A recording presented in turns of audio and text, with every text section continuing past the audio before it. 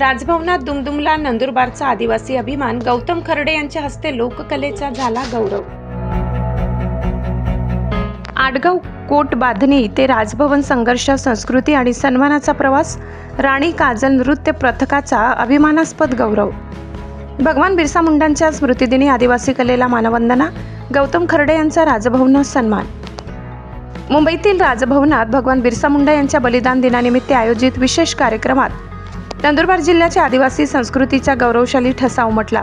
Adgaon coat बांधणी येथील राणी काजल आदिवासी होळी नृत्य पथकाचे प्रमुख गौतम खर्डे यांचा मान्यवरांच्या हस्ते सन्मान करण्यात आला.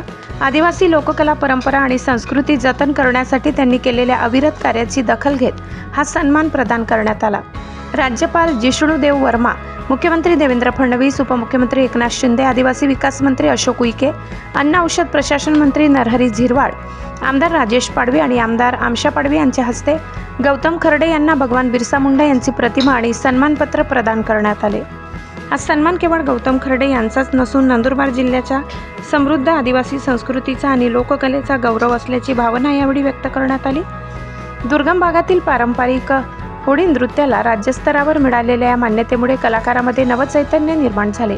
राणी काजल आदिवासी होळी नृत्य पथकाने अनेक वर्षापासून आदिवासी परंपरा जपण्याचे कार्य केले असून त्यांच्या यशामुळे संपूर्ण नंदुरबार जिल्ह्यात आनंदाचे वातावरण पसरले.